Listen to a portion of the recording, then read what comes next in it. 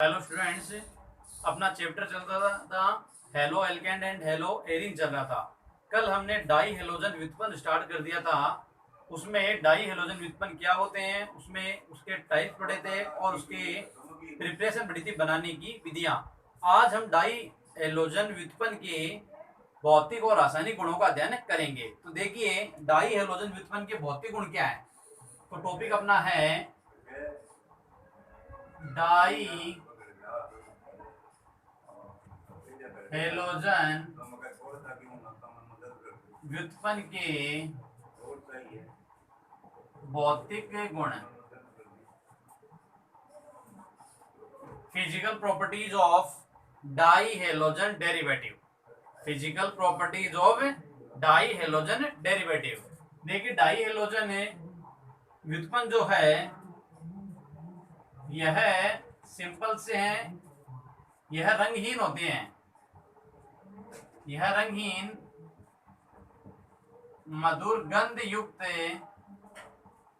द्रव होते हैं। एक तो ये कलरलेस होते हैं और ये मधुर गंध युक्त द्रव होते हैं, लिक्विड स्टेट में होते हैं। सेकंड इसका पॉइंट होता है, यह जल में अघुलनशील होते हैं तथा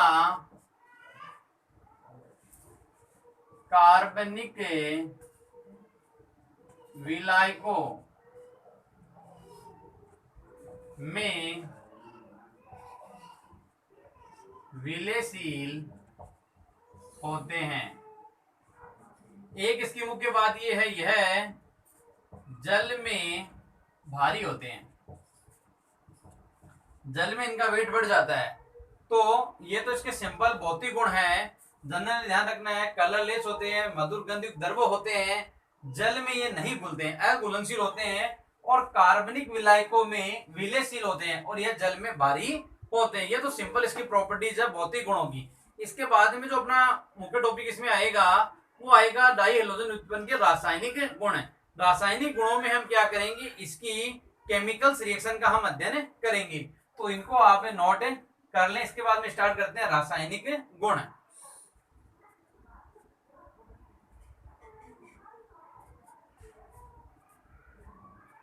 तो आगे बढ़ते हैं।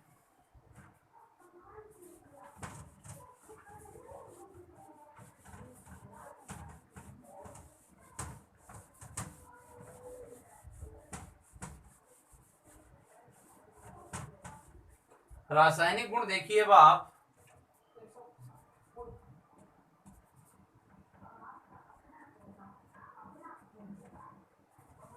Chemical properties.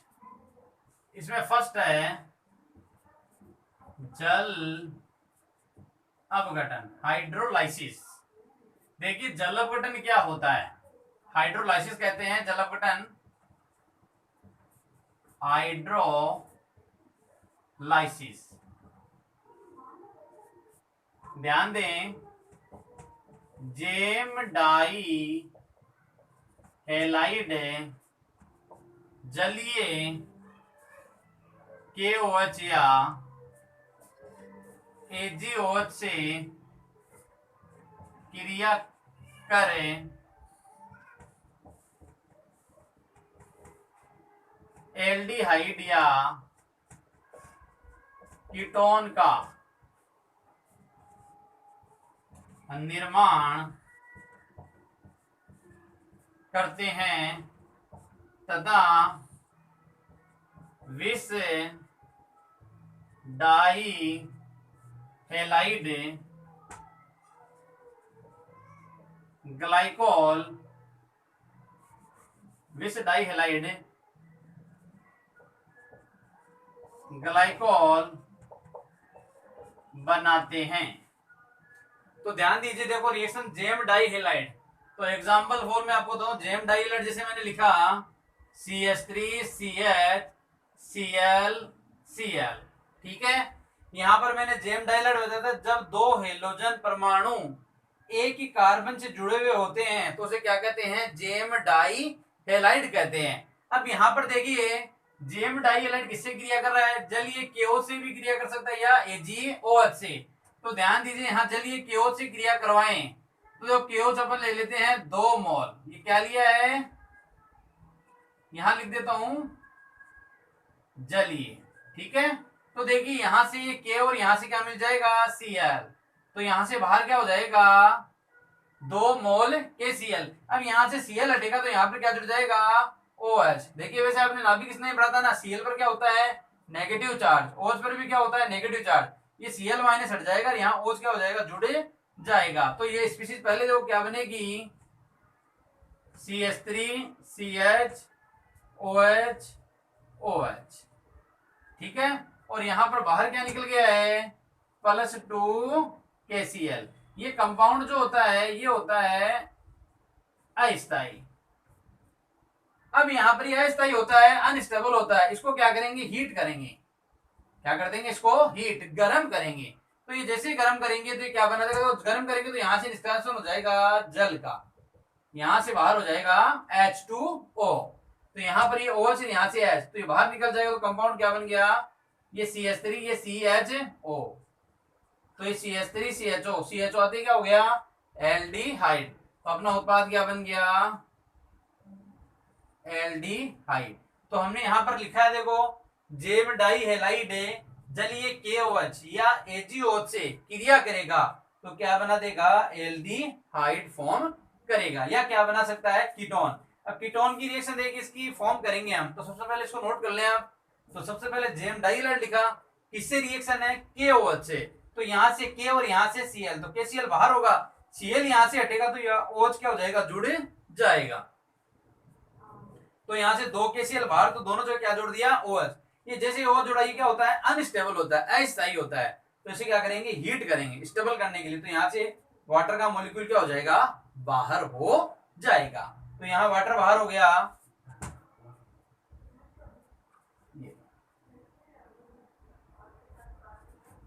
तो ये बन जाएगा एल्डिहाइड। इसी केमिकल रिएक्शंस को आप कीटोन फॉर्म में भी कर सकते हो। जेम डाइहाइड जो कीटोन कैसे बनाएगा, अब कीटोन में देखिए इसमें यहां पर इसी रिएक्शन को हम कीटोन फॉर्म करते हैं, तो ध्यान दें CH3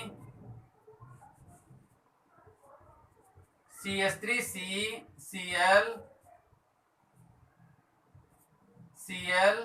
CH3, ये भी जेम डाइहाइड ही है। एक कार्बन से देखो क्या है यहाँ पर एक कार्बन से 2 हेलोजन आ रहे हैं, ठीक है। इसकी रिएक्शन किससे करा देंगे KOH, ठीक है। वही क्या है जलीय है, राइट। तो यहां से बाहर क्या हो जाएगा KCl, यहां से बाहर क्या हो रहा है ये KCl, तो यहाँ Cl के स्थान पर क्या आ जाएगा OH। तो यहाँ कंपाउंड क्या बन जाएगा CH3COH, यहाँ भी क्या आ जाएगा OH, यहाँ क्या आ गया CH3 आ जाएगा। ये कंपाउंड क्या होता है अस्थायी होता है, ये कैसा होता है अस्थायी। तो इसे क्या कर देंगे हीट कर देंगे, तो हीट करोगे तो किसका निष्कासन हो जाएगा जल का। देखो यहां से क्या ले लेंगे OH और यहां से क्या ले लेंगे H, जहां पर देखो अनस्टेबल है वहां 2 OH के जो आयन है, यहाँ OH आयन में से दोनों OH में से एक जलकाणु बाहर निकल जाएगा, तो एक वो बचेगा। तो यहाँ पर क्या बन जाएगा देखो CH3C और कार्बन ऑक्सीजन में कौन सा बॉन्ड होता है डबल बॉन्ड, तो ये क्या बन गया कीटोन। तो ये प्रोसीजर है जेम डाइहाइड से हमने क्या बना दिया एल्डिहाइड और कीटोन। तो यहाँ पर जो प्रोसीजर लिखा हुआ है उसके अकॉर्डिंग काम करना है। जेम डाइहाइड होता क्या है, तो जेम डाइहाइड एक कार्बन से 2 हेलोजन है, यहाँ पर मैंने 2 कार्बन का लिया है जेम डाइहाइड, और यहाँ पर कितने कार्बन का लिया है 3 कार्बन। फर्स्ट पद में जलीय KOH से रिएक्शन है, KCl बाहर होगा, सेकंड स्टेज में उसे गर्म करेंगे तो किसका निष्कासन हो जाएगा जल का। तो ये होता है एल्डिहाइड, CHO होता है तो एल्डिहाइड होता है। और जब CO समूह 2 कार्बन के मध्य आता है तो वो क्या होता है कीटोन होता है। तो उसको नोट करें आप। इसके बाद में देखिए इस रिएक्शन को करेंगे अपन विस डाइहाइड ग्लाइकोल बनाता है। विस डाइहाइड ग्लाइकोल कैसे बनाता है तो उसको आप नोट करें।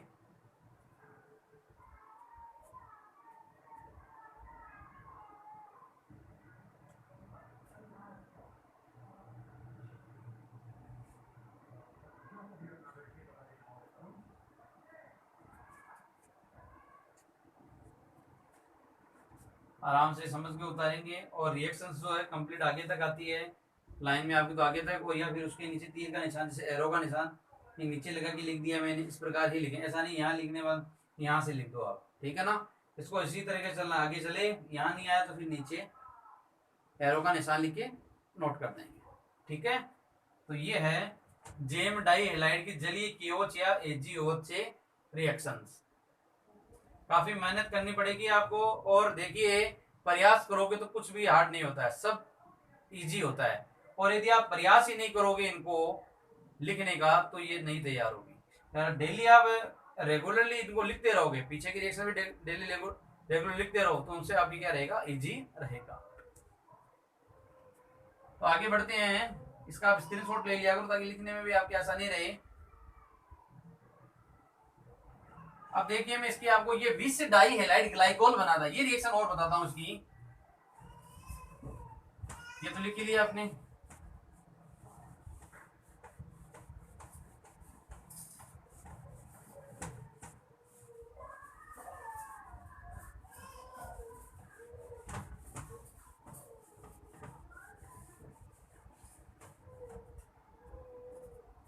विस डाई हैलाइड, देखिए विस डाई हैलाइड से मैंने लिखा जब पास पास वाले कार्बन से क्या जुड़ा हुआ हो, हेलोजन।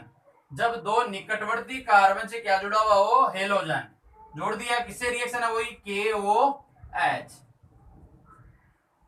एक्वस है, तो यहां से बाहर क्या निकल जाएगा, KCl बाहर निकल जाएगा, तो यहां पर क्या जोड़ देंगे, OH, CH2OH, यहां भी CH2OH, तो ये बन गया, इसका नाम क्या था, एथिलीन ग्लाइकोल प्लस 2 KCl। तो यहां पर देखो ये विस डाई हैलाइड है, दो निकटवर्ती कार्बन से हेलोजन है, तो क्या कहलाता है, विस डाई हैलाइड। वही रिएक्शन किससे है, KOH से है। तो यहां से K और यहां से Cl, तो KCl यहां से K, यहां से Cl, KCl, तो यहां O जोड़ दिया, ये OH और OH, तो कंपाउंड अपना बन रहा है। यहाँ पर ये स्टेबल होता है, एथिलीन ग्लाइकोल एक ऑर्गेनिक कंपाउंड है, तो उसका नाम लिख दिया अपन ने, और बाहर क्या निकल गया, 2 KCl। तो ये इसका रासायनिक गुण का फर्स्ट पॉइंट था, जल अपघटन। तो जल अपघटन में क्या है, जेम डाई हैलाइड तो क्या करता है, जलीय KOH से क्रिया करता है तो एल्डिहाइड बनाएगा या कीटोन बनाएगा, और विस डाई हैलाइड क्या बनाता है, ग्लाइकोल बनाता है। नेक्स्ट इसका पॉइंट आएगा विहाइड्रोहेलोजनीकरण आएगा इसका, उसके देखिए रिएक्शन आप नोट कर लिया आपने ये।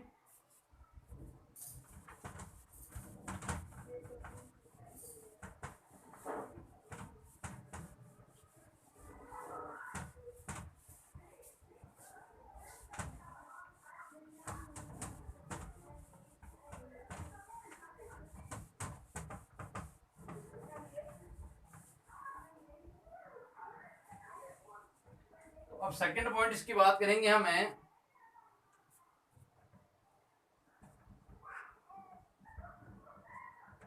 विहाइड्रोहेलोजनीकरण। देखिए वर्ड लिखा हुआ विहाइड्रोहेलोजनीकरण है, वी का मतलब होता है हटना, हाइड्रो का मतलब होता है, देखिए वी का मतलब तो क्या होता है, हटना होता है, हाइड्रो का मतलब हाइड्रोजन, और हेलोजन का मतलब होता है अक्स। यानी इसमें क्या हो जाएगा, HX ग्रुप क्या हो जाएगा, बाहर निकले जाएगा इस केमिकल रिएक्शन में। वही रिएक्शन किसके पड़ेंगे, जेम डाई हैलाइड की भी और विस डाई हैलाइड की। तो थोड़ा सा ध्यान दिया आप, सबसे पहले प्रोसीजर, जेम डाई हैलाइड व vic di halide, gem di halide व विस डाई हैलाइड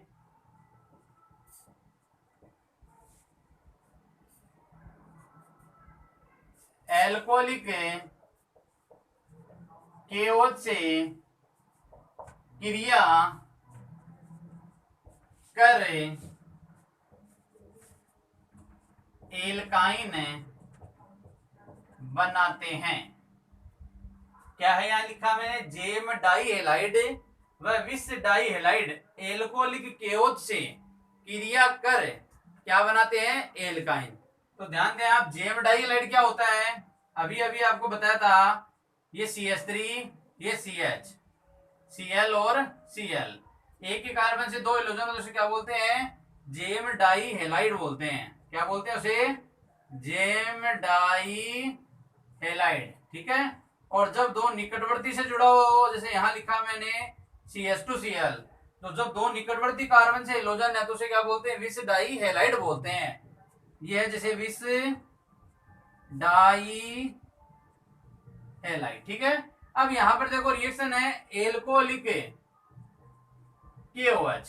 तो देखो एल्कोहलिक KOH जो है, एल्कोहलिक KOH की उपस्थिति में कोई भी ऑर्गेनिक कंपाउंड रिएक्शन करता है तो उसके अंदर मैंने आपको बताया था एलिमिनेशन रिएक्शन संपन्न होती है, विलोपन अभिक्रिया संपन्न होती है। यानी विलोपन अभिक्रिया में किसका निष्कासन होता है, H अक्ष का होता है, यानी उसका क्या हो जाएगा, विहाइड्रोहेलोजनीकरण। अब थोड़ा ध्यान दे देखो, अब विहाइड्रोहेलोजनीकरण में देखो यहां पर तो कार्बन है बीटा, देखो हेलोजन जिस कार्बन से वो कार्बन कौन सा है, एल्फा, और एल्फा के पास वाला कौन सा है, बीटा। तो बीटा से क्या मिल जाएगा, H, और यहां से क्या मिल जाएगा, Cl। भाई यहां से H और यहां से Cl। अब हमें बनाना क्या है, एल्काइन। एल्काइन का मतलब क्या होता है, कार्बन कार्बन में ट्रिपल बॉन्ड होगा। तो थोड़ा सा ध्यान दे, एल्काइन तो यहाँ कितने कार्बन है, 2 कार्बन। यदि मैं ये लिखूं 2 कार्बन लिखूं और ट्रिपल बॉन्ड लगाऊं तो ये एल्काइन ही होगा। तो यहाँ पर क्या लिखूं मैं, H और H।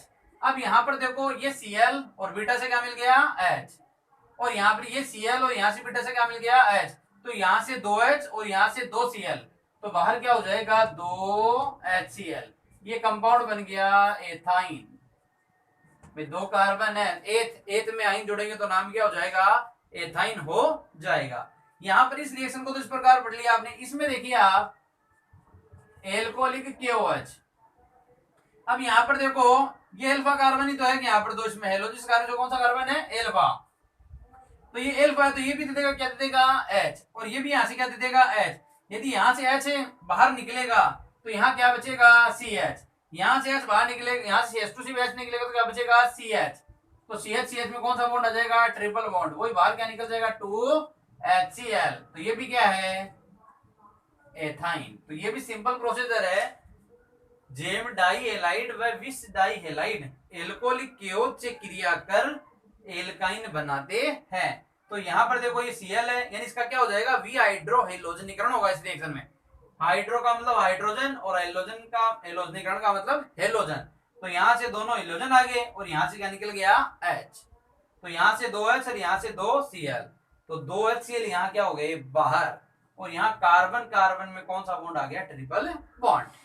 इस वाली रिएक्शन में देखो इस डाइलेट में भी यहां से H, यहां से Cl, HCl बाहर, यहां Cl और यहां H, HCl बाहर, कोई 2 HCl इसमें भी बाहर हो जाएंगे। तो ये हो गया विहाइड्रोहेलोजनीकरण। तो ये रिएक्शन आप नोट करें। इसके बाद में नेक्स्ट रिएक्शन की बात करते हैं अपन। अगली रिएक्शन आएगी विहेलोजनीकरण, जिंक धातु के साथ रिएक्शन है।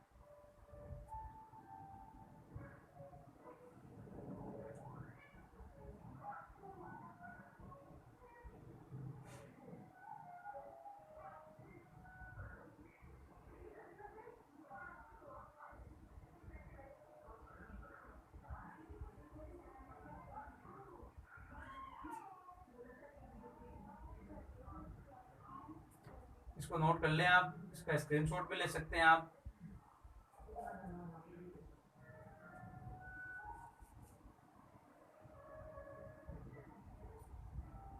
तो नेक्स्ट में आते हैं अब।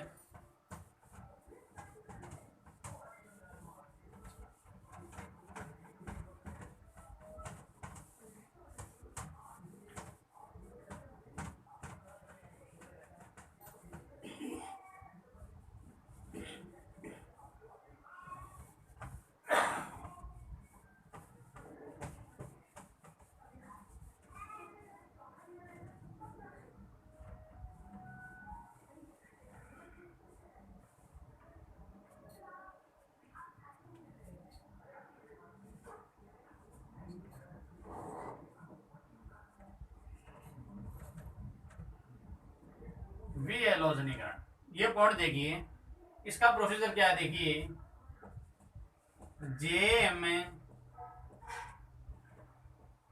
डाई हेलाइड जिंक धातु से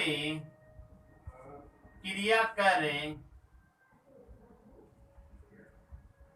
दुगुनी कार्बन वाली एल्कीन बनाता है, विष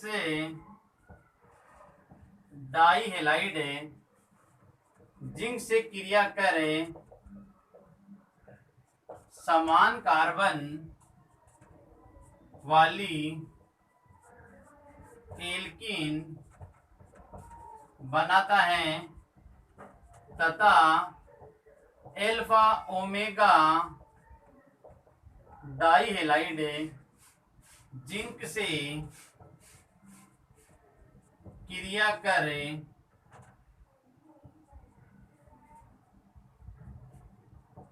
साइक्लो एल्केन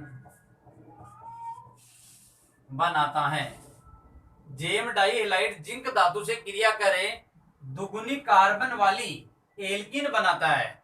विष डाई हेलाइड जिंक से क्रिया करे समान कार्बन वाली एल्कीन बनाता है तथा alpha omega die halide zinc से क्रिया करे साइक्लो एल्केन बनाता है। तो ये प्रोसीजर एक बार लिखिए आप। इसके बाद में देखिए इसमें केमिकल रिएक्शन अपन स्टार्ट करते हैं, किस प्रकार केमिकल रिएक्शंस होगी। तो ध्यान दीजिए, सबसे पहले जेम डाई हेलाइड है, ये लो, ठीक है, किससे रिएक्शन है, जिंक धातु से है। तो यहां पर देखो मैं जेम डाई हेलाइड 1 मोल और ले रहा हूं, इसको यहां 2 से भी मल्टीपल कर सकते हो आप। यहां से बाहर क्या हो जाएगा, ZnCl2। देखो जिंक की संयोजकता कितनी होती है, +2, तो क्लोरीन की कितनी होती है, -1, तो कंपाउंड बाहर क्या निकल जाएगा, ZnCl2। लेकिन ये कार्बन कितने रहेंगे, 2 ही रहेंगे। लेकिन मैंने क्या लिखा है, जेम डाई हेलाइड जिंक धातु से क्रिया कर दुगनी कार्बन वाली। तो दुगनी कार्बन वाली कब बनेगी, जब हमें जेम डाई हेलाइड कितना मोल लेंगे, 2 मोल। तो मैं 1 मोल इधर ले लेता हूं, ये लो, तो यहां पर ये भी कितना मोल ले लिया, 2 मोल, ठीक है। तो देखो यहां से ये Cl और यहां से ये, तो 2ZnCl2 क्या हो जाएगा, देखो बाहर हो रहा है कि इसमें भाई 2ZnCl2 बाहर हो जाएगा। इधर क्या बच रहा है, देखो अब CH3CH, ठीक है, और इधर भी CH तो CH में कौन सा बॉन्ड आ जाएगा, डबल बॉन्ड। तो ये कार्बन कार्बन में डबल बॉन्ड होता तो क्या कहलाता है, एल्कीन कंपाउंड ही होता है। वैसे 4 कार्बन की है तो 4 कार्बन की आईपीसी नाम भी लिख सकते हो आप, 1 2 3 और 4। तो ये ब्यूटीन है, तो ब्यूटीन कौन सी है, 2 ब्यूटीन इसका नाम होगा। नाम क्या होगा इसका, 2 ब्यूटीन इसका नाम होगा। तो यहाँ पर देखिए जेम डाई हेलाइड की क्रिया किससे कराई हमने, जिंक धातु से, तो दुगुनी कार्बन की। तो यहाँ देखो कार्बन कितने थे, 2 थे, तो दो यहाँ पर कार्बन कितने की बनेगी, 4 की। कितना मोल लेना पड़ेगा, 2 मोल लेना पड़ेगा। तो यहाँ ZnCl मिलेगा, तो ZnCl2 क्या हो जाएगा, बाहर हो जाएगा। तो ये रिएक्शन आप नोट करें, सिंपल सी रिएक्शन है, यहाँ से Zn यहाँ से Cl, तो बाहर क्या हो जाएगा, ZnCl2। 2 मोल ले लेंगे तो 2 मोल बाहर कर देंगे, इसको नोट करें। इसके बाद में अपन बात करेंगे विष डाई हेलाइड जिंक से क्रिया कर समान कार्बन वाली एल्कीन बनाता है।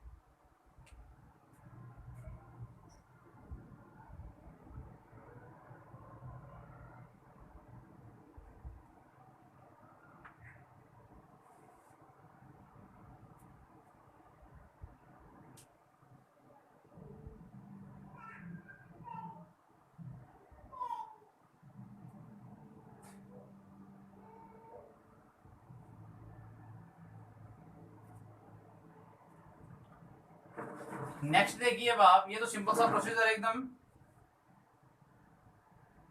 ये नोट कर लेंगे भी आप।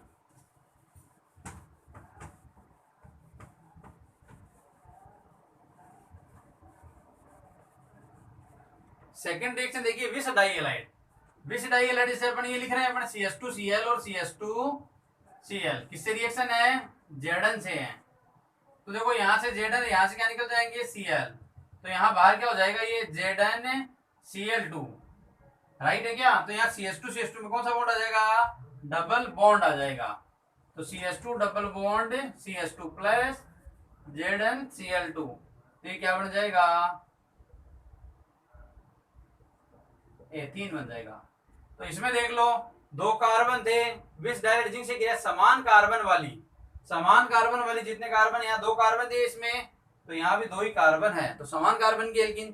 थर्ड इसमें प्रोसीजर आ रहा है, alpha omega die halide zinc से क्रिया कर साइक्लो एल्केन बनाता है। अब ये कैसे बनाएगा, तो देखिए CS2 CS2 CS2 Cl CS2 CS2 Cl, ये है alpha omega die halide. Alpha omega die halide कल हमने पढ़ा था, जब एलोजन परमाणु प्रथम कार्बन और अंतिम कार्बन से जुड़ा हो।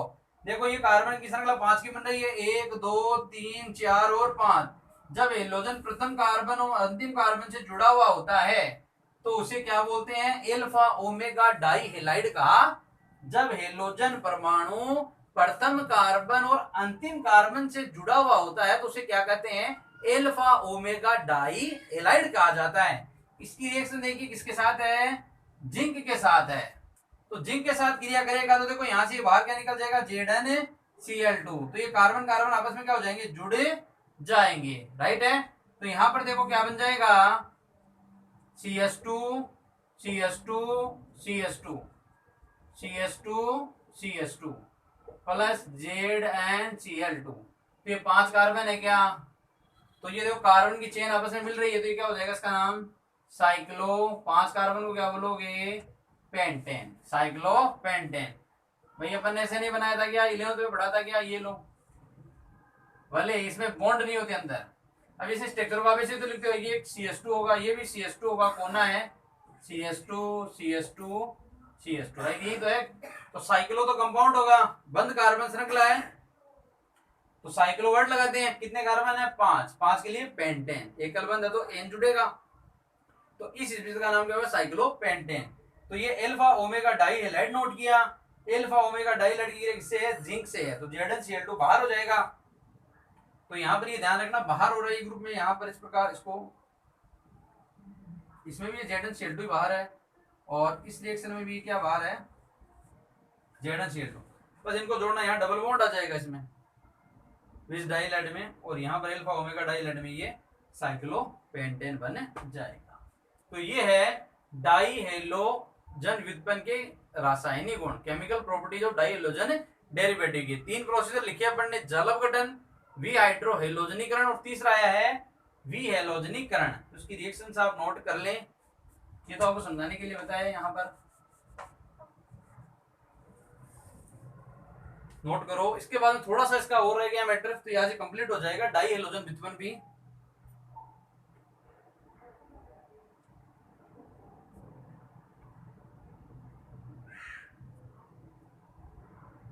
इसका स्क्रीनशॉट ले लिया करो, लिखने में आपके वैसे भी इजी रहेगा, स्क्रीनशॉट भी ले सकते हो आप।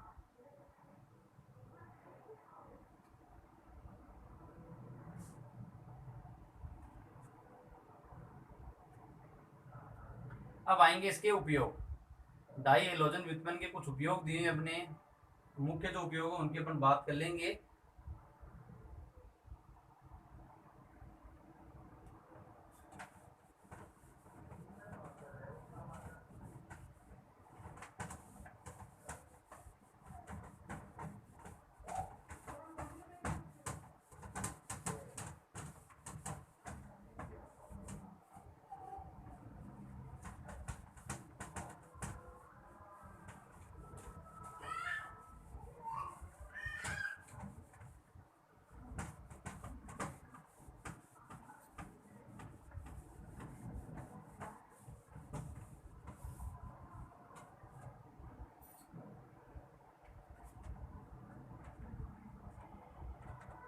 देखिए कुछ उपयोग जो दिए हुए हैं कौन कौन से हैं, सिंपल सिंपल है। मेथिल क्लोराइड व एथिल क्लोराइड का उपयोग एक तो बनाने में किया जाता है, मेथिल सेलुलोज व एथिल सेलुलोज बनाने में। मेथिल क्लोराइड से तो मेथिल सेलुलोज बनाते हैं, एक तो इसका उपयोग है, और एक बताया एथिल क्लोराइड से एथिल सेलुलोज बनाने में काम आता है। इसके अलावा एक इसमें आता है मुख्य उपयोग, ये जरूर आपके आएगा, एथिल क्लोराइड। एथिल क्लोराइड का उपयोग टेट्रा एथिलेट बनाने में किया जाता है। टेट्रा एथिलेट की अपन ने केमिकल रिएक्शन वहां पर पढ़ी थी, एथिल क्लोराइड से अपन ने वहां पर लिखी थी, जहां लेड सोडियम मिश्र धातु से रिएक्शन कराई थी। देख लें आप एक बार वापिस इस रिएक्शन को, एथिल क्लोराइड था, लेड सोडियम मिश्र धातु लिया था हमने, तो यहाँ पर देखिए टेट्रा एथिलेट बनाया था। टेट्रा एथिलेट के लिए कितना मोल लिया था अपन ने, 4 मोल लिया था। तो टेट्रा एथिलेट, तो ये अपन ने बनाया था C2H5 4Pb, राइट है। अब यहाँ पर Cl कितने हैं, 4, तो यहाँ पर ये भी कितना लेना पड़ेगा, 4, तो 4 Na और 4 Cl, तो 4 NaCl क्या हो जाएगा बाहर, और प्लस में आ जाएगा 3Pb। एक Pb यहाँ काम आ चुका है, इसका नाम लिखा था टेट्रा एथिलेट। ये रिएक्शन अपने आई थी, ये काम इसमें बहुत आता है। इसके अलावा मेथिल क्लोराइड व एथिल क्लोराइड का उपयोग प्रशीतक व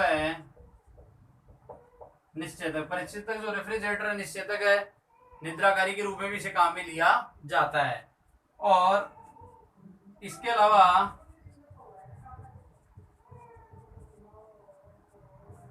डाई हेलोजन व्युत्पन्न रबर के, डाई हेलोजन व्युत्पन्न एक वर्ड रबर के लिए विलायक के रूप में कार्य करता है, रबर के लिए विलायक के रूप में काम में।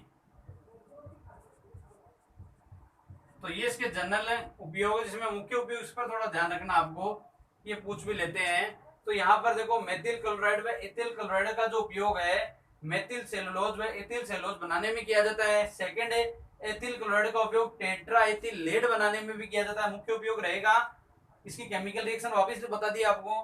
मेथिल क्लोराइड व एथिल क्लोराइड का उपयोग प्रशीतक व निश्चेतक के रूप में भी होता है, निश्चेतक में। इसके अलावा डाई हेलोजन व्युत्पन्न रबर के लिए विलायक के रूप में कार्य करता है। तो ये है डाई हेलोजन व्युत्पन्न के उपयोग है। इसके अलावा देखिए अपना ये डाई हेलोजन व्युत्पन्न छोटा सा टॉपिक ही था, कल स्टार्ट किया था अपन ने। अपना अगला टॉपिक जो रहेगा वो रहेगा ट्राई हेलोजन व्युत्पन्न रहेगा, ट्राई हेलोजन डेरिवेटिव रहेगा। तो अपना इसमें टॉपिक जो है वो अपने 2 कंप्लीट हो चुके हैं, एक तो मोनो हेलो एल्केन कंप्लीट हो चुका है और एक हो गया die halo alkane. Mono halo alkane को मोनो हेलोजन व्युत्पन्न भी कहते हैं, डाई हेलो एल्केन को डाई हेलोजन व्युत्पन्न भी कहते हैं। तो इसमें साथ साथ इसको आप तैयार करेंगे आप, ये नहीं कि बस वीडियो देख लिया, वीडियो देखने से कुछ नहीं होगा, इसको जब तक लिखोगे नहीं तब तक रिजल्ट नहीं आएगा। तो ये आपकी आज की क्लास, थैंक यू।